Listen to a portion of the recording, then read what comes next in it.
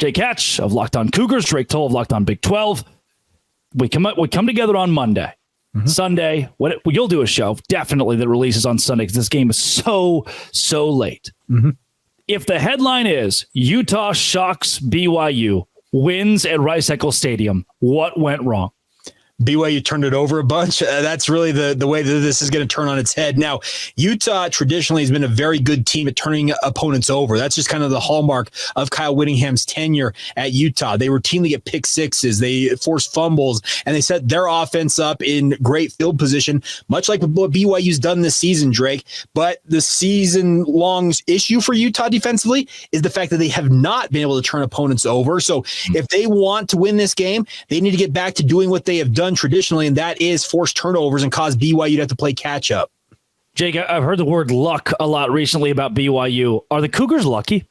Yeah, there's a luck element to all that. It's an oblong ball that bounces different ways, but a lot of the time when it comes to what BYU's defense has done this year is they've created their own luck. They've been in good position to pick off passes. They have punched the ball out when given the opportunity, when a running back may be getting held up at the line. They have created plenty of turnovers, like I said, creating their own luck, but there is an element of luck in all of this. Like I said, that ball, it bounces weird ways, and the simple fact of the matter is BYU's been the beneficiary of it this year, considering last year they were very, very poor at turning the opponents over. Jake, in a segment where we're giving some flowers, at least, to Utah. Speaking of flowers, they went to 2 Rose Bowls and did lose both. Just going to throw that one in there for you, Jake. Just going to throw that in there for you. Utah fans jumping down your throat here, sir. I'm trying to give. Yeah, I have the BYU guy on the show talking about why Utah might win. So I wanted to offer you flowers from myself. Okay. We've mentioned a bit. We've touched on it. BYU is 60th right now offensively on 3rd and 4th down success. Those combined, you've talked about how setting yourself up for 4th down means that you didn't get a first down on 3rd. That can skew that statistic. But for Utah, their defense is still 6th in the nation on 3rd and 4th down. 29.5%. That's the small rate that opponents are actually converting on late downs. Should that worry BYU fans?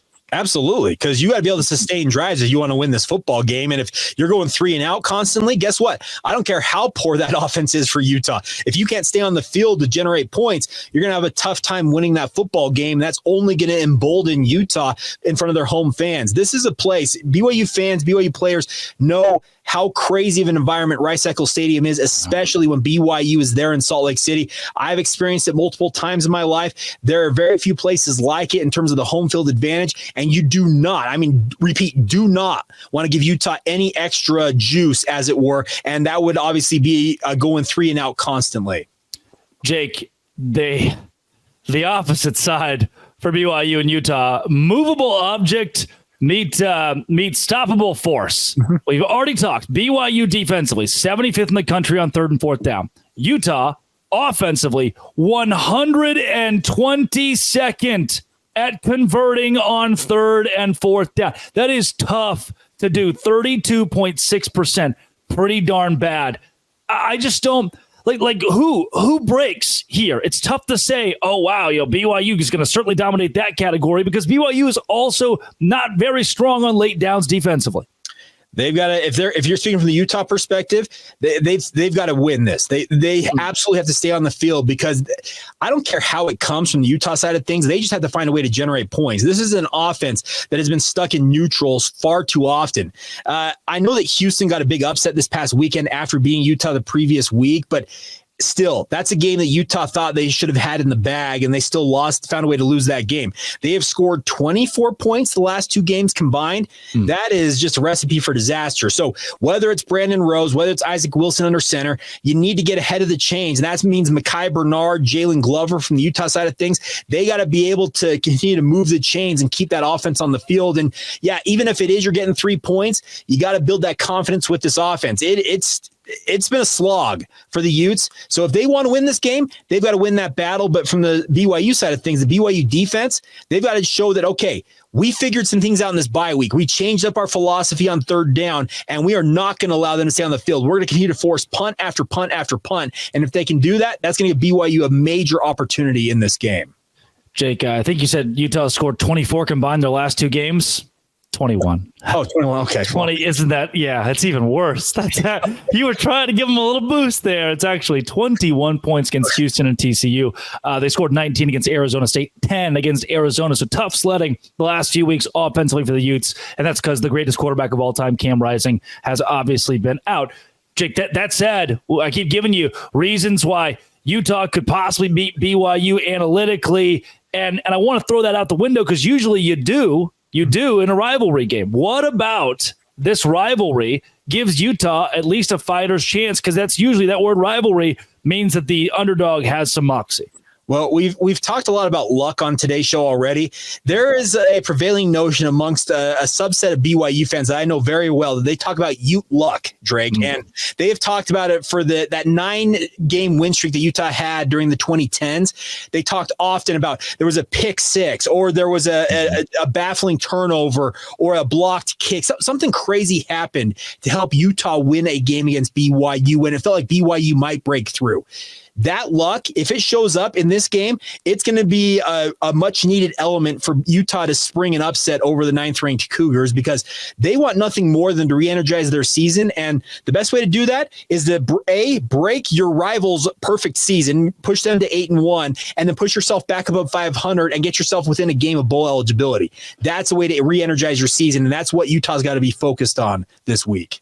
I do think that Utah's defense is still good. People are going to point and say, I'm not really sure. But hey, I mention all the time, you have to have an offense that complements your defense, a defense that complements your offense. And the BYU does that so well. Hey, the defense forced a turnover, got into the red zone. I now worry a lot less about BYU's offense being able to finish off drives. Seems as though A-Rod has figured that out at this portion of the season. For Utah, their offensive success rate is 113th in the nation. Defensive success rate is 11th. It's that imbalance. Their defense is in such tough spots because the offense is so putrid.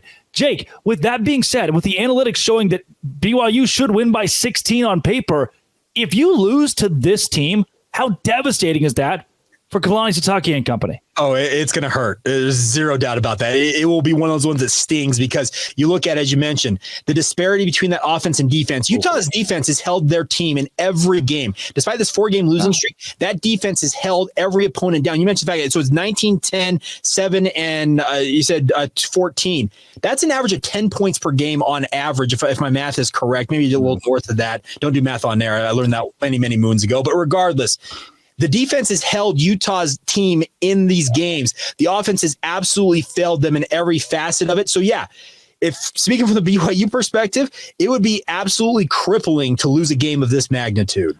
Yet knowing how poor Utah has been, again, namely offensively, losing for BYU would be devastating with so much on the line, too, in a top 10 ranking beside your name. The Cougars going for glory this week and trying to get themselves to a Big 12 championship. Jake, coming up, I want perspective on this rivalry, and I want your prediction for how this week's game is going to go. Here at a Locked On Big 12, Locked On Cougars crossover, part of the Locked On Podcast Network, your team every day.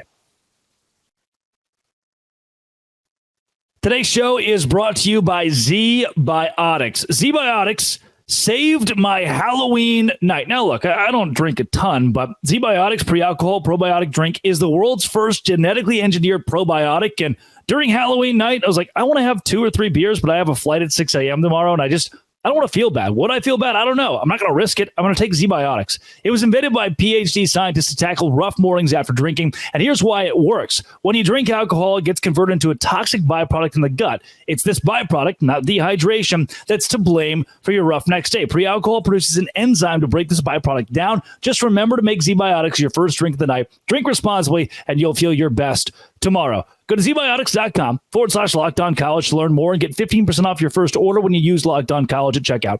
Z-Biotics is back with 100% money-back guarantee. So if you're unsatisfied, they'll refund your money. No questions asked.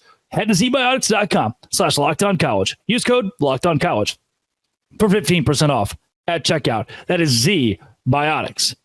Today's show is also brought to you by Game Time. Oh, wait a second. There's a game coming up this week between BYU and Utah. I wanted to go. First place I went was Game Time. And while I have generously had Utah fans reach out and offer me free tickets to this game, I was looking on Game Time, and they have the cheapest Prices guaranteed for the Holy War. Curated deals make it easier to find the best price on great seats. They have a super deal every week as well, and you can get a seat view before you buy. And if you just toggle that little feature that says all-in pricing, there are no surprise fees at checkout. It's my favorite part of using Game Time. Right now, they have the lowest price guaranteed I told you about, or they'll credit you 110% of the difference. Take the guesswork out of buying tickets with Game Time picks. Download the Game Time app. Create an account. Use code LOCKEDONCollege for $20 off your first purchase. Terms apply. Again, create an account. Redeem code LOCKEDONCollege for $20 off. Download Game Time today. What time is it?